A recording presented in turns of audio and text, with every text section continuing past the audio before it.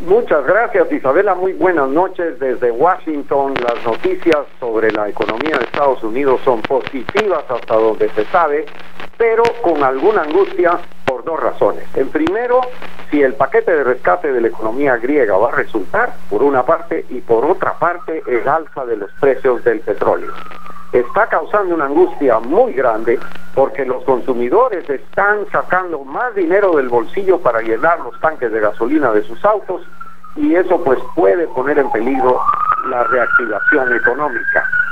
Sin embargo, hay indicios de que esto puede amainar, y el presidente Barack Obama ha dicho que se van a tomar las decisiones necesarias para poder calmar los mercados del petróleo. La gasolina está llegando en Estados Unidos a $4 y hay preocupación de que cuando entre la primavera y el verano, que es la temporada en donde los automovilistas manejan más, la demanda va a aumentar y el precio del petróleo por consiguiente puede aumentar más.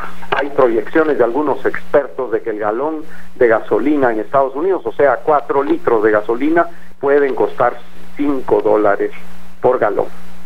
Entonces, esa es la segunda preocupación que hay. Respecto a Grecia, pues se recibió con alivio por parte de Wall Street las medidas tomadas por los ministros de finanzas europeos para rescatar a la economía de Grecia, pero está por verse si las medidas van a tener buenos resultados, y hay preocupación especialmente respecto a las vinculaciones que hay entre los bancos europeos que están endeudados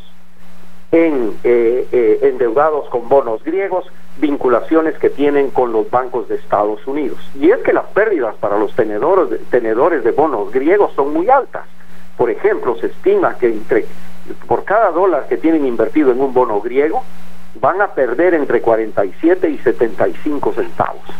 O sea, por cada dólar de bono griego les van a devolver 47 o 75 centavos. Y eso es muy serio porque las pérdidas para los bancos van a ser enormes y van a tener que encontrar recursos para apoyar estas situaciones.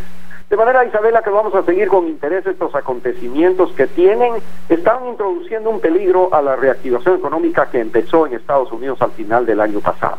Muchísimas gracias y un gran saludo por Puebla.